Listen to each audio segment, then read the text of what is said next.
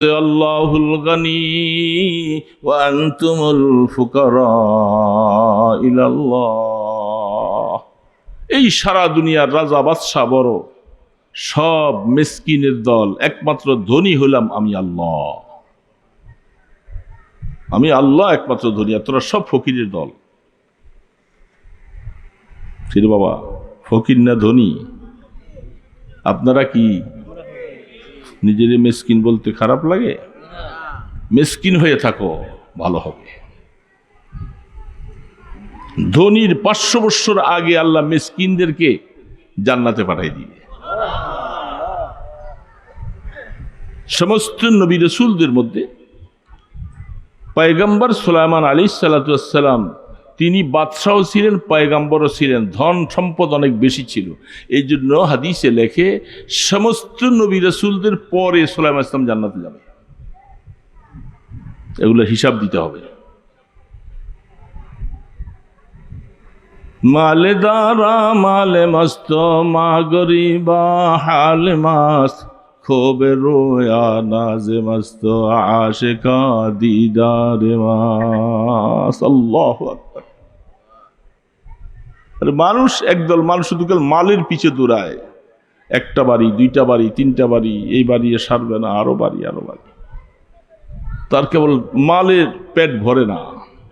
আল্লাহ রসুল বলে ওদের পেট দুনিয়ার সব মাল দিল ভরবে না, ওই দিন ভরবে যেদিন কবরের মধ্যে 1000 মণ মাটি বুকুর ভরে পেটের উপরে চাপা দিবে, সেই দিন ভরবে, আর আগে না। আর যারা আল্লাহ পাকের আশিক, তারা শুধু চায় কখন আমি দুনিয়া থেকে যাব, যাওয়ার সময় আমার মাওলার দিদার দেখে আমি কবরে যাব। কিয়ামতের ময়দানে আমলনামাটা ডান হাতে আসবে, আমি হাসতে হাসতে জান্নাতুল ফিরদাউসের মালিক হব। সেইখানে গেলে আমি আমার মাওলার দিদার নসিব হবে।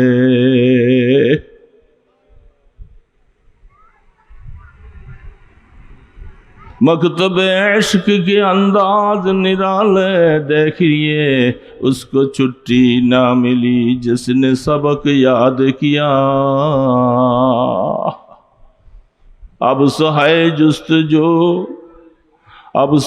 जुस्तजू बहर इश्क के किनारा की, बस उसमें डूब ही जाना है, बस तुम्हें पार हो जाना। যারা একবার পড়েছে লা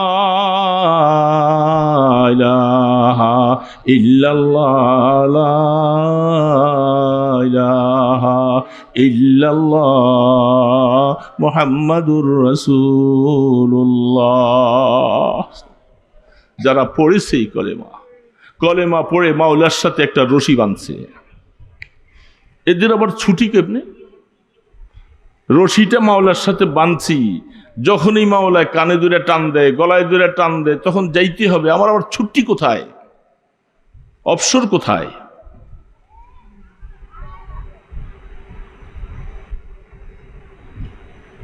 ওই দিন অবসর হবে যেদিন কলেমাটা পইরা চক্ষুটা বন্ধ হইয়া কবরের দিকে পাড়ি জমাবে। তারপরে আর নামাজ পড়া লাগবে না, জিকির করা লাগবে না, তেলাওয়াত লাগবে না, টাকা দেওয়া লাগবে না, মাদ্রাসায় টাকা লাগবে না, ওয়াজ নসিহত লাগবে না, সব শেষ। এবার তুমি ফারেক হয়ে গেছ। তার আগ পর্যন্ত কোনো ছুটি নাই। আল্লাহ পাকের ইশকের দরিয়ার মধ্যে জোশ লাগাও, আল্লাহু আল্লাহ আল্লাহু আল্লাহ। গাড়িতে বসো, রিকশায় বসো, রাত্র গভীরে বসো, চুপ করে ঘরের কোনায় উঠা আল্লাহকে 2টা সেজদা দিয়া চুপচাপ বসে ডাকো, আল্লাহু আল্লাহ আল্লাহু আল্লাহ আল্লাহু আল্লাহ আল্লাহু আল্লাহ আল্লাহু আল্লাহ। ডাকো। তোমার আবার ছুটি কোথায়? ছুটি আছে? ইমানদাররা আবার ছুটি আছে যে আজকে আর নামাজ না পড়লাম, আবার 1 সপ্তাহ পরে পড়লাম, বাস ছুটি আছে? আজকে জিকির লাগবে না, কালকে করব। হ্যাঁ, ইমানদারের কোনো ছুটি নাই। আল্লাহ পাক এই জন্য বলে এই ইশকের মক্তবের, এই স্কুলের ছাত্রের কোনো ছুটি নাই। ছুটি কখন পাবে? বলে এশকের দরিয়ার মধ্যে এটার ছুটি নাই। যদি তুমি এশকের দরিয়ার মধ্যে ডুব লাগাইতে পারো, একটা ডুব দাও, তাহলে দেখবা তোমাকে আল্লাহ টান দিয়া কিনারে উঠাইয়া নিবে। সেদিন হবে তোমার ছুটি। সেদিন মনের মধ্যে কত আবেগ, আল্লাহ সারা জীবন আল্লাহ পাক বলবে, গোলাম কত জীবনে কষ্ট করলি, না পেয়ে তুমি রোজা রাখলা। কলিজাটা শুকাইয়া যায়। বিকালবেলা ইফতারি সামনে আনে, কথা বলতে পারে না, এক ফোঁটা পানি নাই জিহ্বায়। কত খাবার সামনে আনে, শুধু ঘড়িটা দেখে আর কতক্ষণ সময় বাকি, আল্লাহর হুকুম কতক্ষণে আসবে। কত কষ্ট। হজের ময়দানে যাও, কত কষ্ট। রাত্রি শেষ ভাগে উঠো, কত কষ্ট। ফজরের আজান দিয়ে নামাজ পড়তে যায়, কত কষ্ট। কিরে বাবা, কষ্ট আছে না নাই? এত কষ্ট। আল্লাহ পাক বলে, গোলাম আর কষ্ট করা লাগবে না। আফরিসুহু মিনাল জান্নাহ ওয়া আলবিসুহু মিনাল জান্নাহ। কবরের মধ্যে যখন শোয়ায় আসবে, আল্লাহ পাক বলে, আমার বন্ধুকে যখন আনছো আর কষ্ট করা লাগবে না আমার বন্ধুর। এই ফেরেশতা, কবরের দিকে তার জন্য দরজাটা খুলে দাও।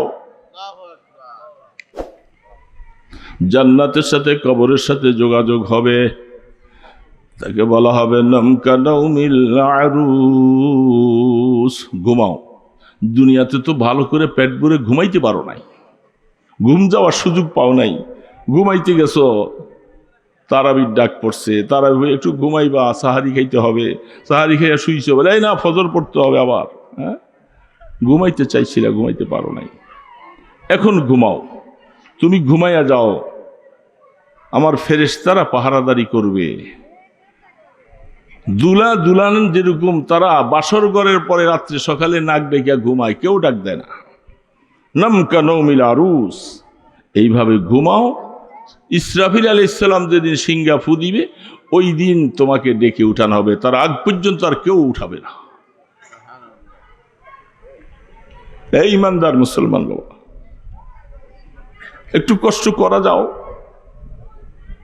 নামাজ পড়তে কষ্ট আছে না নাই? শীতের দিন আসতেছে সামনে, অজু করতে কষ্ট লাগে কি লাগে না? হ্যাঁ, ওই মধ্যে যদি আবার রাত্রি শেষ রাত্রি উঠতে বলা হয় তো আরো কঠিন।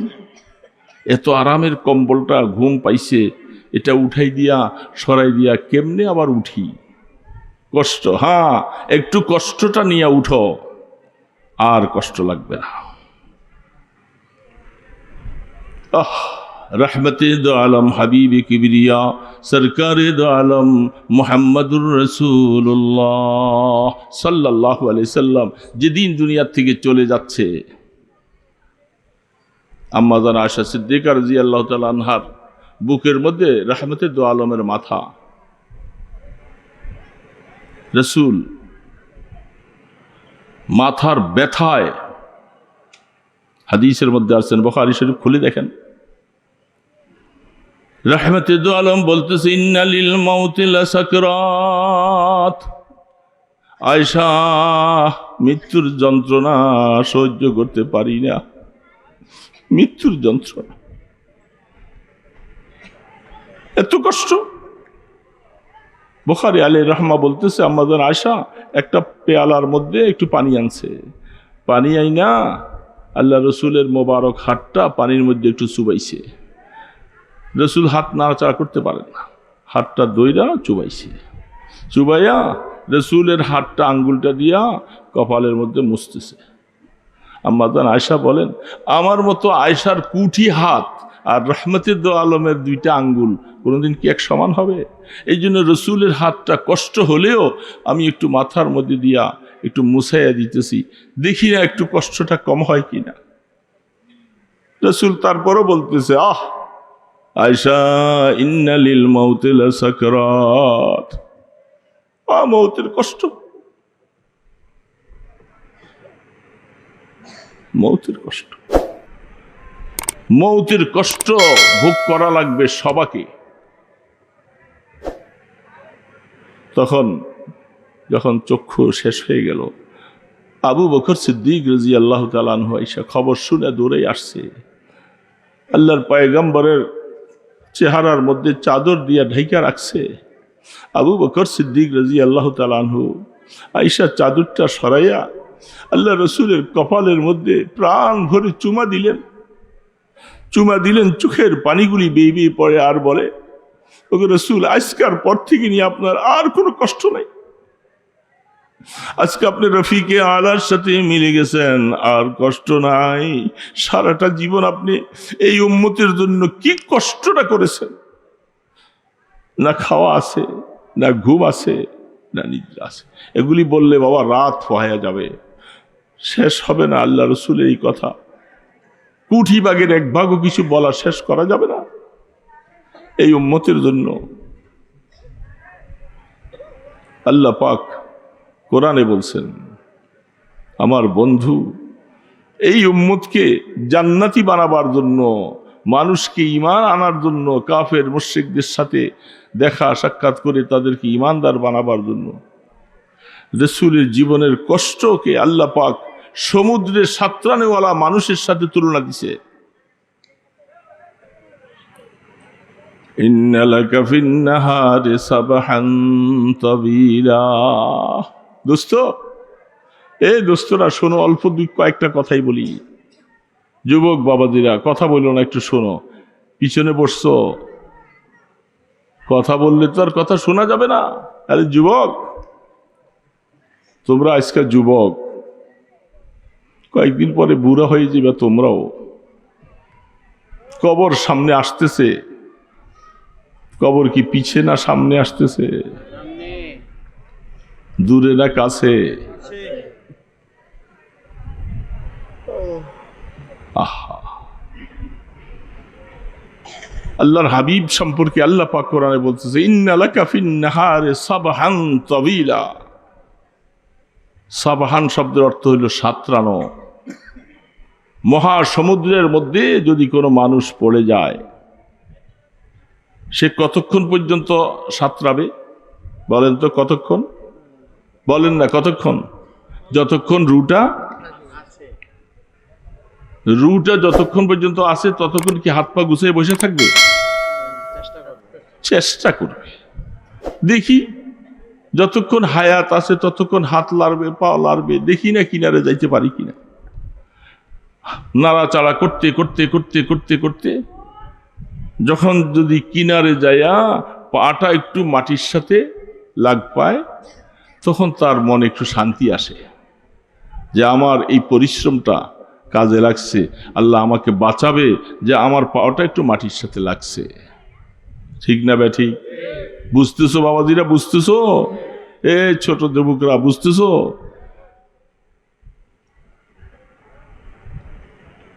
ওই ব্যক্তির সাঁতরানোর সাথে আল্লাহ পাক তার বন্ধুর এই উম্মতের ফিকির আর কষ্ট পেরেশানিকে আল্লাহ কোরআনে আয়াত নাজিল করেছেন। বন্ধু, আমার বন্ধুর ঘুম নাই, নিদ্রা নাই, খাওয়া নাই, দাওয়া নাই, আরাম নাই, আয়েশ নাই, শুধু উম্মতকে কি করে জাহান্নাম থেকে বাঁচানো, কি করে উম্মতকে জাহান্নাম থেকে বাঁচাবে, এই কষ্টগুলি রাত ভরে দাঁড়ায় দাঁড়ায়, এত কষ্ট করার পরে রাত ভরে দাঁড়ায় দাঁড়াইয়া নামাজ পড়তেছে, পা মোবারক ফুলে যেতেন। আম্মা জান আয়েশা বলেন, ওগো আল্লাহ রসুল, আপনি এত কষ্ট, আল্লাহ আপনার সব মাফ করে দিয়েছে, আপনি আল্লাহর বন্ধু, আপনি এত কষ্ট কেন, এত নামাজ পড়েন? আল্লাহর হাবিব বলেন, আফালা আকুনা আবদান শাকুরা। আয়েশা, আল্লাহ আমার গুনাহ মাফ করে দিয়েছে, আমাকে রহমতে আলম বানাইছেন, আমাকে শাফাআতে উজমা দিয়েছেন, কিয়ামতের ময়দানে আল্লাহ পাক আমাকে সুপারিশের জিম্মাদারি দিয়েছেন, হাউজে কাউসার দিয়েছেন, এত কিছু আল্লাহ আমাকে দিলেন, আমি কি আল্লাহর শুকর আদায় করব না?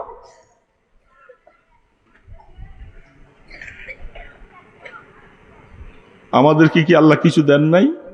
কিরে বাবা, দিছেন?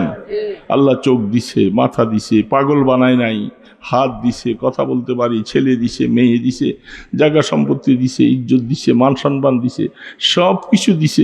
আমি কি আল্লাহ শুকর আদায় করতে পারি না? আমার কি আল্লাহ শুকর আদায় করা দরকার না?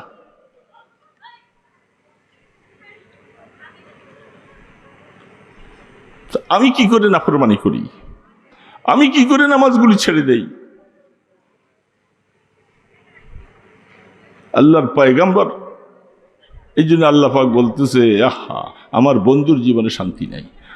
আবু বকর সিদ্দিক চুমা দিয়া বলতেছে, ওগো আল্লাহর হাবিব, আজকের থেকে আপনার আর কোনো কষ্ট নাই। বাস আপনি রফিকে আলার সাথে মিলে গেলেন, কবরের মধ্যে জিন্দা আরাম করতেছেন রহমতে দো আলম, ইয়ামানি চাদর পরিহিত রহমতে দো আলম আরাম করতেছেন। এই উম্মত, আপনার আমার খবরগুলি প্রত্যেক সোমবার বৃহস্পতিবার রওজায়ে আথারে পৌঁছায়। আমি কি নামাজ পড়লাম না আমি কি করলাম না করলাম, সমস্ত খবরগুলি ফেরেশতা রওজায়ে আথারে পৌঁছায় দেয়, সমস্ত আমলগুলি। যখন উম্মতের আমল, গুনার আমলগুলি রসুল দেখেন, আল্লাহ রসুল পেরেশান হয়ে যায়, কাঁদতে থাকে, উম্মত তোমরা এইভাবে করে গুনাহ করতেছ, জাহান্নামে কেমনে জ্বলবা, কেমনে জাহান্নামে জ্বলবা? শক্তি আছে? আছে রে বাবা, জাহান্নামে জ্বলার শক্তি আছে? এ বাবাজিরা, আছে?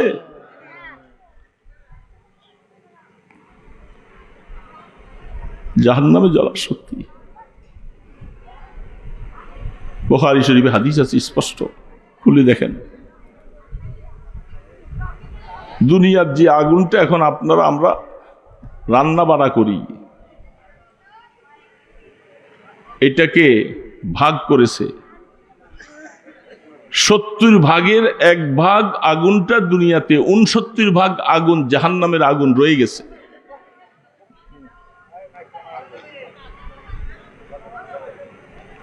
উনসত্তর ভাগ আগুন রয়ে গেছে। এটার কি তাপ, হারা আগুন, এগুলি অন্য দিকে কথা। এই আগুনকে, আগুন সহ্য করতে না পেরে তারা গরমের মৌসুমে একটা শ্বাস ফেলবার জন্য আল্লাহ সুযোগ দিছে, জাহান্নাম একটা শ্বাস ফেলে, সেই জাহান্নামের আগুনের শ্বাস থেকে গরম উৎপাদন হয়।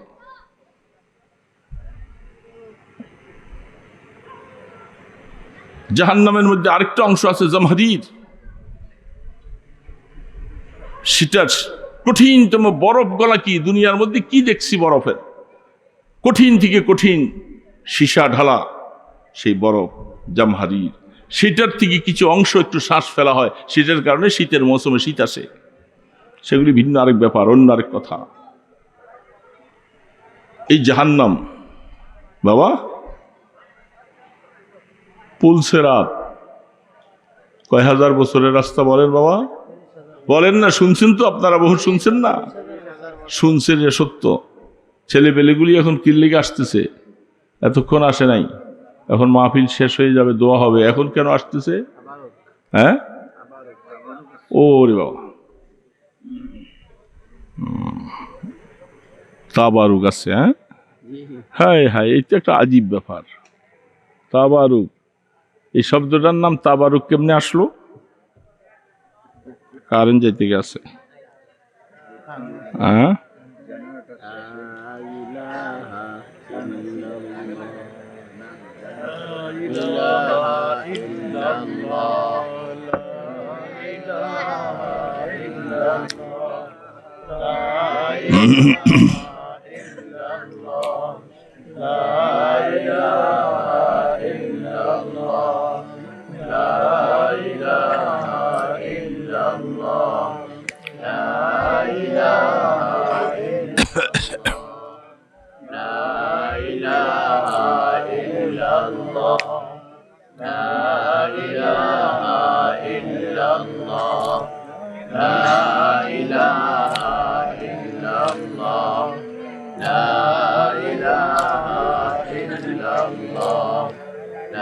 কি হলো? কারেন্টও চলে গেল, জেনারেটর নাই। হ্যাঁ, তো জেনারেটর তেল শেষ, বাস।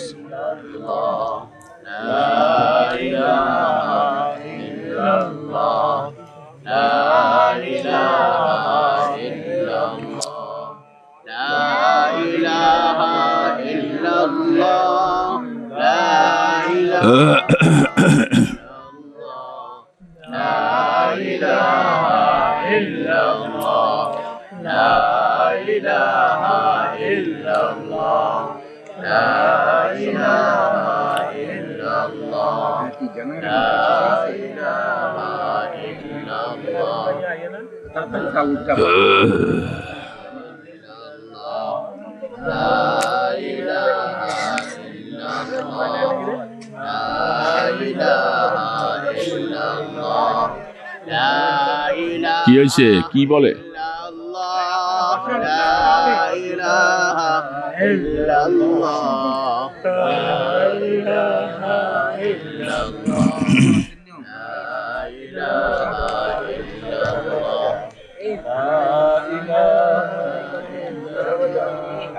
জানাটা চালু করে না কেন?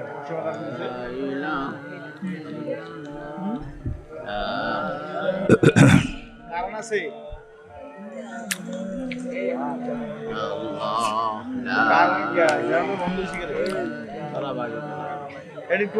ঘড়ির টাইম কয়টা বাজে? ওরে বাবা, বেশি করা যাবে না, কথা শেষ করে।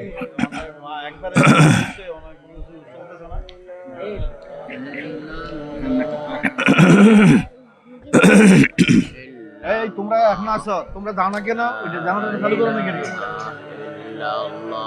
তেলের ব্যবস্থা করবো না তোমরা? আমি কি একটা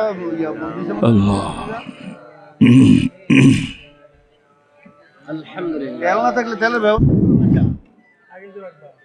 আগের সিস্টেম করে রাখতে না। যাই হোক, কথা বেশি লম্বা করা বলার দরকার নাই। আপনারা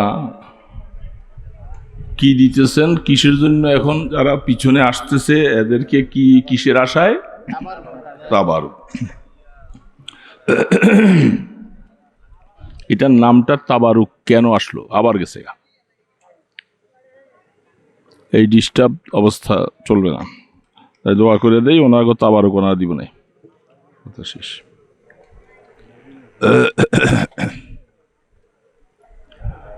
অশান্তি।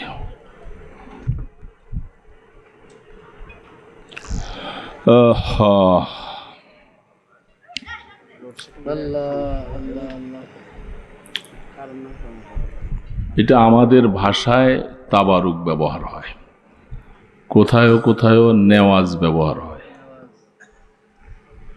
ওইটার গরিবের নেওয়াজ। তো এই তাবারুক শব্দটা তো আসলে আরবি শব্দ। এই তাবারুক বরকত থেকে তাবারুক আসছে।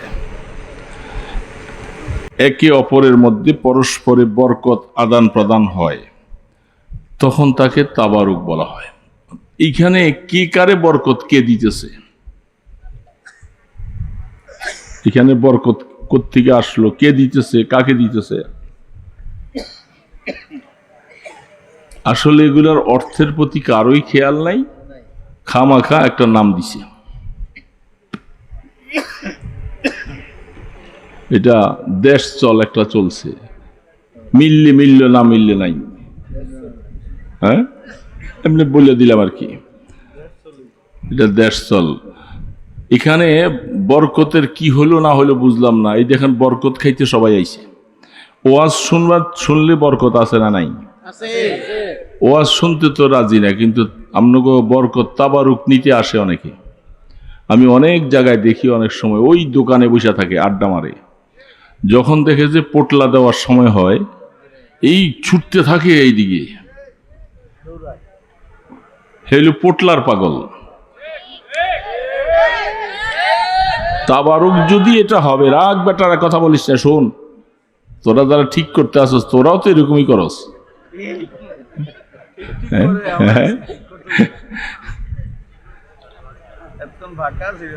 হ্যাঁ হ্যাঁ, এটাই। যদি এই বরকত নেওয়াটাই যদি উদ্দেশ্য হইতো, তাবারুক যেহেতু এটার নাম, তাইলে বরকত তো আমি আলোচনার শুরুতে আইসেই এখান থেকে বরকত নিব, তারপরে যা ভাগ্য হলো হলো, তাই গেলাম। কিন্তু মাঝখানে আসে বরকত নিতে, আগে নাই। দেখেন না, যখন ওই দোকানে মিলাদ শরীফ পড়ায়,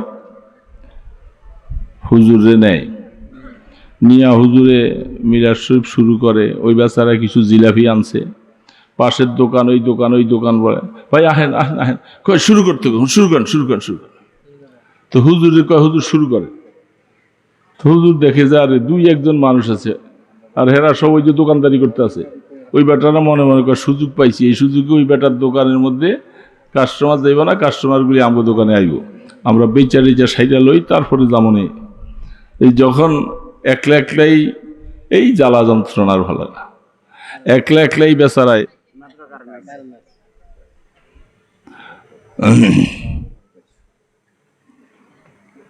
এবার বরকত শুরু হয়েছে। হ্যাঁ, তো এই যখন হুজুর এই মিলাদ শরীফ পইরা যখন মুনাজাতটা হাতে লইছে, তখন এই আশপাশের থেকে রিক্সাওয়ালা রিক্সা থুইয়া, ঠেলাগাড়িওয়ালা ঠেলাগাড়ি থুইয়া, ভ্যান গাড়ির সব থুইয়া যে একেবারে মুনাজাতের কাছে এমনি আপনি লেখা দিয়ে থাকে। কি দেখছেন, লেখেন নাই? এরপরে এই মুনাজাত কি দিছে না দিছে, বাবারে কি জান্নাতে পাঠাইলো না জাহান্নামে পাঠাইলো, কিছুই জানে না। আটটা তাড়াতাড়ি মুচ্ছা এই আত্মায় দেখা দিয়ে থাকে। ঠিক না ঠিক বলেন? এই একটা জিলা ফিরলে গিয়া বেটা এত পাগল হয়ে গেলি গা, এতক্ষণ আসলি না, দোয়ার মধ্যেও নাই, কিচ্ছু নাই, এই শেষ একটা জিলাফির প্যাচের লেগে আইসা কি ধাক্কা ধাক্কি পিরাপিরি। এই হইল জিলাফির পাগল। এগুলা রসুলের ফুরে মিলাদের পাগলও না, দুরুদ দোয়ার পাগলও না, কাল জিলাফির পাগল। তো দুনিয়াটা শুধু কাল খাওয়ানোর পাগল, সব পেটের পাগল। এই জন্য যারা দূরে দূরে বসে ছিল এরা এইখানে না, আপনাকে এইখানে না, সারা দেশেই অবস্থা দেখি। পোটলাটা নিয়ে যখন আসা শুরু হয় তখন জায়গা দেওয়া যায় না। হাই রে পোটলা, পোটলা কত খাবি, পোটলা পোটলার কাম কর, দেখবি পোটলা কত কয়টা দরকার তোর পাইবি। পোটলার কাম করবো না, নামাজ নাই, আসে কতগুলি পোটলা খাইতে, কয় নামাজ তো সারাদিন পড়ি নাই, নিয়ত করছি বাকি সকালেও পড়বো না। তাহলে এদেরকে কি ওয়াজ করবো, কি হালাত করবো? এরা শুধু পোটলার পাগল থাকে। এশার নামাজ পড়ে নাই, যে এরকম এখানে আসে না নাই বলেন? কিরে বাবাজিরা আসো, এশার নামাজটা যে পড়ি নাই, আহা কতদিন আর ফাঁকি দিবা, আর কতদিন ফাঁকি দিবা? ফাঁকি কাকে দিতেছ, নিজেকে না আল্লাহকে? কাকে ফাঁকি দিতেছ? নিজেকে। মনে রাখবা, এই জুয়ানি কতক্ষণ, ৩-৪টা বার দাস্ত হয়ে গেলে বা শটান হয়ে পড়ে যাবে গা। কি শক্তিটা শেষ। ৩-৪ বার বাস পাতলা পায়খানা শুরু হয়ে গেলে স্যালাইন লাগাও, না উঠতে পারে না। কি শক্তি, কি শক্তি! তারপরও আল্লাহকে চিনো না। নামাজ পড়া দরকার আছে না নাই? সবাই তো বলে না, আছে না নাই? আল্লাহ বাবারে, মাগরিব পড়ো নাই তো অনেকে এখানে আসো। এসা তো দূরে গেছে গা। ফজর তো ইনশাল্লাহ ঘুমাইয়া থাকবো। ওই উজারি মোবারক করিম সাহেব বলতো, হ্যাঁ, ঘুমাইয়া কাজা করেছ ফজর, তখনই জাগনি যখনই জোহর, হেলায় খেলায় কেটেছ আসর, মাগরিবের ওই আজান শুনানি, জমাতে শামিল হাওরে বান্দা, এখনো জমাতে আছে স্থান। ফজরের সময়টা ঘুমাইয়া শেষ করছো, জোহর তো খেলতে খেলতে গেছে গা, আসর আর কি পড়বো নাকি? এই জন্য আল্লাহ পাক তোমাকে ডাকে, এ গোলাম ফজর পড়ো নাই, জোহর পড়ো নাই, আমি ফজরও তোমাকে না খাওয়াইয়া রাখি নাই, জোহরের সময়ও খাওয়াইছি, তারপরেও বান্দা এখনো আমি আল্লাহ তোমাকে ডাকতেছি হাত ছানি দিয়া, আসো আসো মাগরিবের নামাজে আমাকে একটু সেজদা দাও। আল্লাহ ডাকতেছে, কিন্তু কই সেই ডাক কোথায়, কার কানে কই যায়? সে পাগলের মতো বসে থাকে। এই ইমানদার মুসলমান বাবাজিরা, যুবকরা, তোমাদেরকে অনুরোধ করে বলি, নামাজি হও, নামাজি হও। ছেলে নামাজ পড়ে না, 32 বছর 30 বছর বয়স। পরে বললাম যে মিয়া তোমার বাবা এত রাগ করে, তুমি নামাজ পড়ো না? কয় আমার মতো বয়সে আমার বাবা এই রুমিয়া ছিল। ওটা একটা সত্য কথা বলছে। কেন নাউজুবিল্লাহ বললেন? সত্য কথা বলছে সে তো দেখছে বাস্তবে। 25 বছর বয়সে বিবাহ শাদী করছে, 26-27 বছর বয়সে বাচ্চা হয়েছে। এই ছেলের বয়স যখন 30-32 হয়েছে, সে বুঝে না এখন? সে দেখছে যে তার বাবাও নামাজ পড়ে না। আমার বাবা এখন হজ করে আইসে না, নামাজি হয়েছে। তা আমরাও বাবার মতো হইলে পড়বো। বাবা মনে রাখো, তোমার সামনে তোমার ছেলে আজকে তোমার উপরে তহমত দেওয়ার সুযোগটা পেয়ে গেল কেন? তুমি বাবাও এরকম নামাজ পড়ো নাই, তোমার ঘরে সন্তানটাও বেনামাজি হয়ে আসছে। তুমি নামাজ পড়ো নাই, তোমার বিবিও পড়ে নাই। বেনামাজি মা বাবার ঘরে সন্তান আসছে, সে কি করে নামাজি হবে? আল্লাহকে সেজদা দিবে। তোমার কপালে শতধিক, তুমি যদি নামাজি হইতা, আল্লাহর কাছে দোয়া করতে, আল্লাহ আমার ছেলেটাকে নামাজি বানাও, আমার ছেলেটাকে নামাজি বানাও। কলিজাটা ঠান্ডা হবে। না না, তুমিও ছিলা উল্টা পাল্টা, তোমার বিবিও ছিল উল্টা। সন্তান ভালো কেমন করে হবে আশা কর?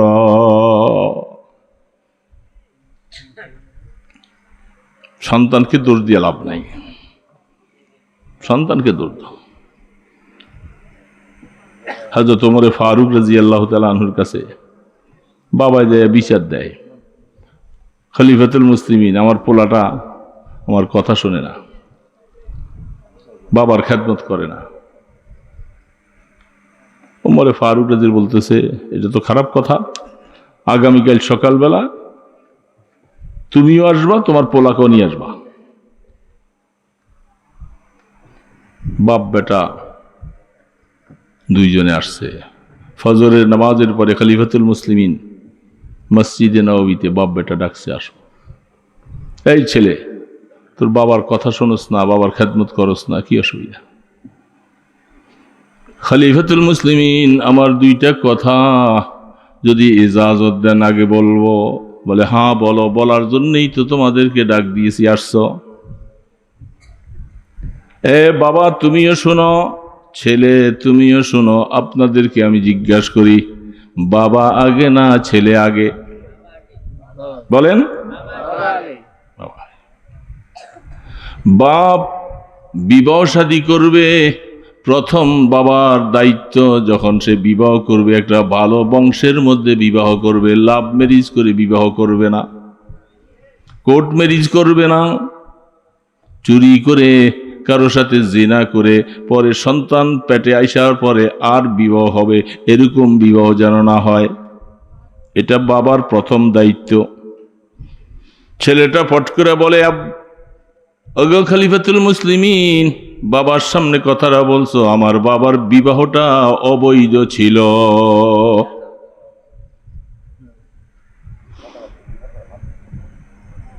খলিফাতুল মুসলিমিন বলে যে রাখো।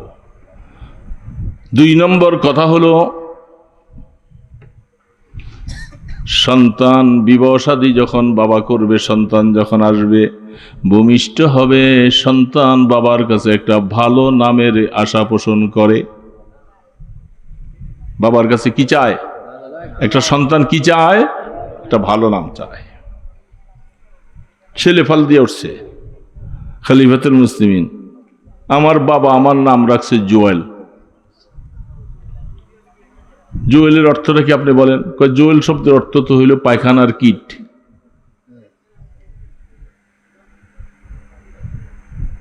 তিন নম্বর,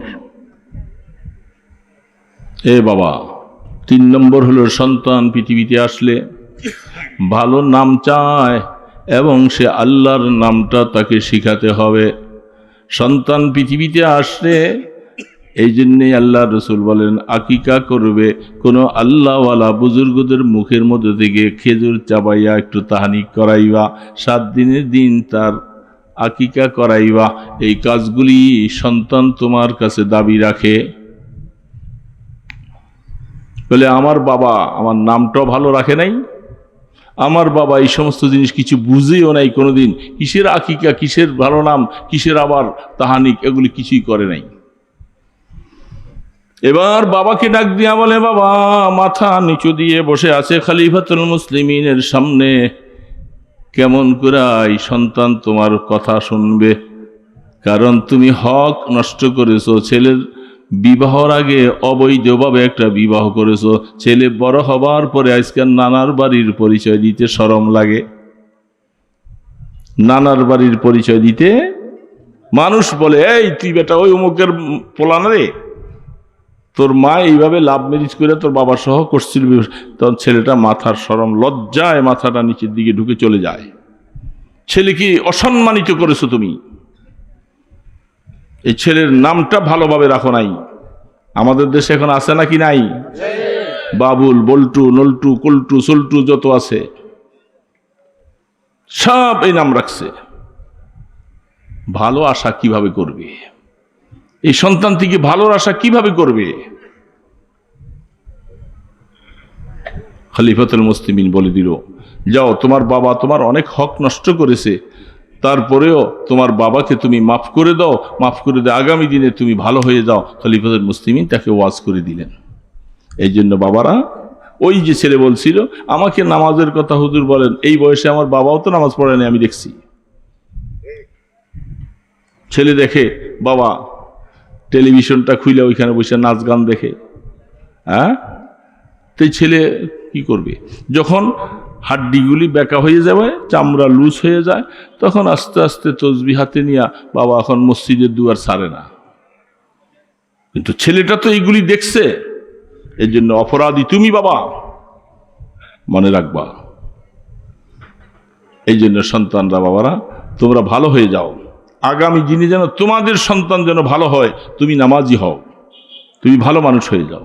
দোয়ার সময়ের ভিতরে আরেক ভাইয়ের জন্য যদি দোয়া করেন, আপনার দোয়া তাড়াতাড়ি কবুল হবে।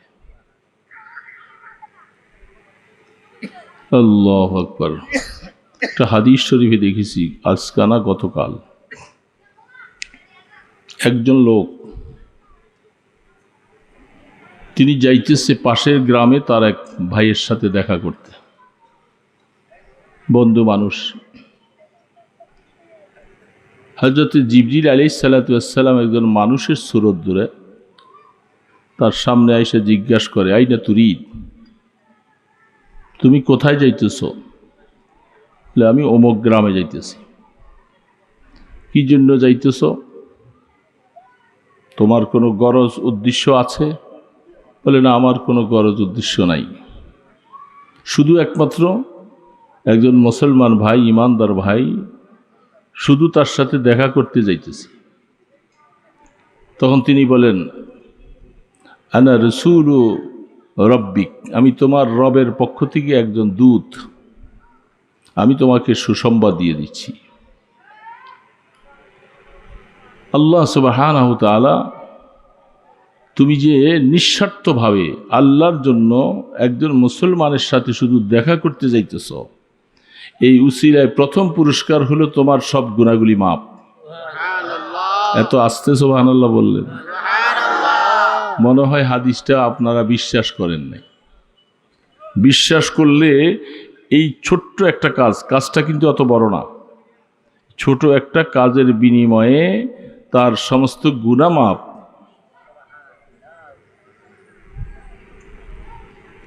আল্লাহ সুবহানাহু ওয়া তাআলা এই সামান্য কাজের বিনিময়ে বান্দার গুনাহ মাফ করে দেন। এইখানে যারা আমরা বসছি, আমাদের গুনাহ আছে না নাই? গুনাহ নাই? কম ও বেশি, কারো কম কারো বেশি। গুনাহ ছাড়া একজনও নাই। আমি নিজে নিজে মনে করি এটাই মনে করা চাই,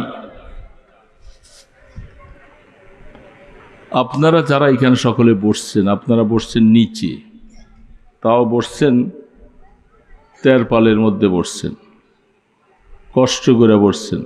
আমার এখানে ফ্যান চলতেছে, চেয়ারে বসছি, আপনাদের থেকে উপরে বসছি। আমি মনে করতেছি যে আমার থেকে আপনারা অনেক গুণে ভালো, অনেক গুণে ভালো।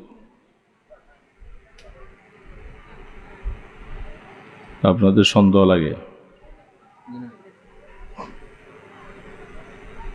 অনেক ভালো। কারণ কতগুলি কারণ আছে। আসলে রাত তো গভীর হয়ে গেছে, আল্লাহ পাক অনেক ব্যস্ততা, অনেক ব্যস্ততা। মানুষ যত, ওলামায়ে কেরাম যত বুড়া হয় তত এদের ব্যস্ততা বাড়ে। সারা দুনিয়ার তাকাদা, সারা দেশের থেকে সব তাকাদা, এতগুলি তাকাদা আদায় করা, অসুস্থ হয়ে গেছি, হাঁটতে পারি না, চলতে পারি না, ব্যথা, তারপরেও যাচ্ছে হচ্ছে। এখন আপনাদের এখানে কখন আল্লাহ পাক বিদায় করে, সফর রাত্রে রাস্তায় থাকে জ্যাম, সকালে বাদ ফজর এক মিটিংয়ে যেতে হবে, জরুরি মিটিং। সেখান থেকে আইসা আমার মাদ্রাসার মাহফিল আসতেছে, সেখানে এক কালেকশনে যেতে হবে, ওইখান থেকে বিকালে আরেক জায়গায় যেতে হবে। এখন এই বয়সে এখন বিশ্রাম করব কখন? বিশ্রাম করার সুযোগ নেই। আল্লাহ পাক যদি এই সমস্ত দৌড়ঝাঁপগুলি একটা যদি একটু কবুল করে, তাহলে আমার হয়তো একটু উপকার হবে। এছাড়া কোনো আমল তো নাই। আপনারা অনেক আমল করেছেন, আমার থেকে অনেক ভালো, অনেক ভালো। কারণ আপনাদেরকে শয়তান ধোঁকা দিবে না। এখন আপনারা নিচে বসছেন, আপনারা স্বকীয়তাকে মিটাইয়া দিছেন। যে আমরা, ওনারা হুজুর মানুষ, এই যে বড় বড় আমার পাশে কত লোক বসছে, এরা ফ্যানের বাতাস পাইতেছে, উপরে বসছে, তো আমাদেরকে শয়তান ধোঁকা দিতে সুবিধা হবে। তোরা তো উপরে বসছো, তোরা অনেক ভালো এগোর থেকে, এদের থেকে আমি ভালো, এই কথাটা আমার ভিতরে একবার শয়তান ঢুকাইয়ে দিতে পারলে, শয়তান বলে যে বাস কারবার সারা শেষ, সব শেষ করে দিলাম, তুই যা কিছু করলি, কামাই করলি, এগুলি সব শেষ হয়ে যাবে, থাকবে না। কথা বুঝতেছেন? কারণ এই কথা আমি ভালো, এই কথাটার মধ্যে কি আসে বলেন না? আপনারা তো অনেক বুঝেন। কি আসে ভাই? অহংকার আসে। বাংলা ভাষায় অহংকার আসে। আর অহংকারটা হইল সমস্ত পতনের মূল। যার ভিতরে অহংকার আসবে, আল্লাহ তাকে একেবারে পায়খানার থেকে আরো বেশি খারাপ দেখে। শয়তান বলছিল, খালাকতানি মিন নারিন ওয়া খালাকতাহু মিন তিন। আদমকে সেজদা করতে বলছেন আপনি আল্লাহ, বুঝলাম, আমি নূরের তৈরি, আমি হইলাম আগুনের তৈরি, আর আদম হইল মাটির তৈরি। মাটি হইল কেদা মাটি, আবি যাবি, একটা নিকৃষ্টতম জিনিস। এটা দ্বারা আদমকে বানাইছেন আর আমাকে আগুন দিয়া বানাইছেন, আমি কেন তাকে সেজদা করব? কেন করব? আল্লাহ পাক বলে, আরে নাফরমান, আমি আদেশ করেছি, আদম কি মাটির তৈরি না কি তৈরি, কি তুই আমাকে এটা শিখাইতে হবে? আমি অর্ডার করছি সেজদা কর, বলেন আমি করব না। অহংকার আসছে না? আসে নাই? সারা জিন্দিগির আমল সব শেষ হয়ে গেছে না? শয়তান তো অনেক বড় আলেম ছিল, সারা পৃথিবীর সব আলেম একখানে করলে শয়তানের একদিনের এলেমের সমান হবে না, এত এলেম সে হাসিল করছে, যাকে মুআল্লিমুল মালাইকা বলা হয়, ফেরেশতাদের ওস্তাদ। সব বরবাদ। আল্লাহ পাক বলে, ফাখরুজ মিনহা, নাফরমান বেরিয়ে যা আমার এখান থেকে, লানতের তবক জাহান্নাম হইয়া তুই এখান থেকে বেরিয়ে যা। তাহলে অনেক কিছু থাকলে কি লাভ হবে? একটা কথাই তো শেষ হয়ে গেল। কিরে বাবা, কথা ঠিক না ব্যাঠি? হাকিম মোহাম্মদ থানভী রহমতুল্লাহ আলাই, মুজাদ্দিদে মিল্লাত, কত বড় মানুষ। তারা মানুষের সামনে বলা নয়, নিজের দিলটাকে ওরকম তৈয়ার করছে। মেহনত করতে করতে করতে করতে যখনই দেখবা যে তোমার ভিতরে তোমার নফসটা তোমাকে যে কোনো কাজ করাইয়া খুব খুশি করে, আমি 2 রাকাত নামাজ পড়ছি, খুব খুশি হয়ে গেছি। আমি এই মাদ্রাসায় জায়গা দিছি, খুব খুশি হয়ে গেছি। আমি ভালো করে ওয়াজ করতে পারছি, খুব খুশি হয়ে গেছি। ভালো ভালো কাজ যেগুলি করছে এগুলো খুব খুশি। এই খুশিটা যখন হয়ে যাবে, শয়তান বলে যে এই সুযোগের ভিতরেই তোর মধ্যে একটু বড়ত্ব ভাব দেখাইয়া দেয়। আর ওরা কি জানে, আমি তো অনেক কিছু করি। বাস শেষ।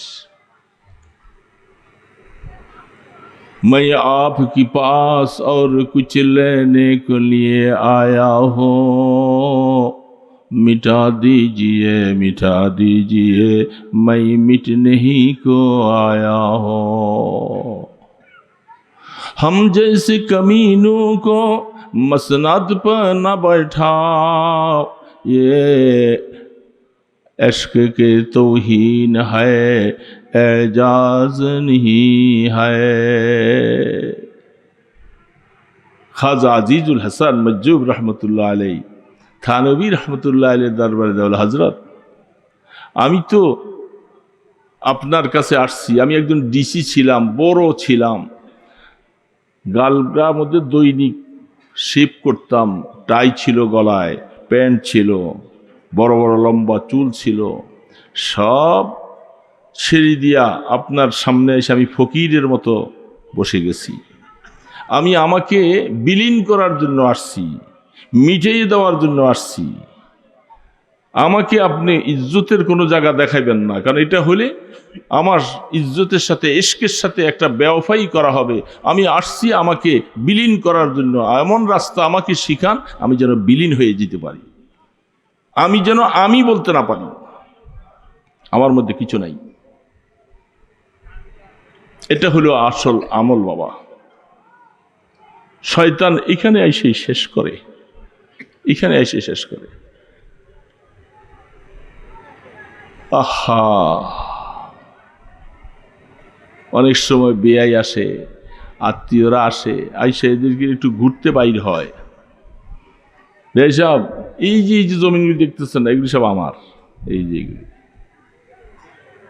এই বাজারের এই লাইনের দোকানগুলি আমার, এগুলি আমার। আর মনে কি খুশি, বেয়াইকে দেখায়, অমুককে দেখায়, আমার আমার আমার। আরে আমার আমার শব্দ বলে শেষ হয়ে গেছে শয়তান সব। আমার বলতে কিছু নাই। আমার কি, আমি কি, সব কিছু আমার আল্লাহ। কার? আমার তো কিছু নাই। আরে আমি তো ফকির। আল্লাহ পাক বলতেছে, আস্তাগফিরুল্লাহাল্লাযী লা ইলাহা ইল্লা হুয়াল হাইয়ুল কাইয়্যুম ওয়া আতুবু ইলাইহি লা হাওলা ওয়ালা কুওয়াতা ইল্লা বিল্লাহিল আলিয়্যিল আযীম। আল্লাহুম্মা সাল্লি আলা মুহাম্মাদিন ওয়া আলা আলিহি ওয়া আসহাবিহি ওয়া বারিক ওয়া সাল্লিম। আল্লাহুম্মা সাল্লি আলা মুহাম্মাদিন ওয়া আলা আলিহি ওয়া আসহাবিহি ওয়া বারিক ওয়া সাল্লিম। আলহামদুলিল্লাহি রাব্বিল আলামিন ওয়াস সালাতু ওয়াস সালামু আলা আশরাফিল আমবিয়াই ওয়াল মুরসালিন। ربنا ظلمنا أنفسنا وإن لم تغفر لنا وترحمنا لنكونن من الخاسرين। مولاي كريم رحمن رحيم আল্লাহ, আসর থেকে নিয়ে পর্যন্ত কত মানুষ তোমার সম্পর্কে দিনই আলোচনা করেছে।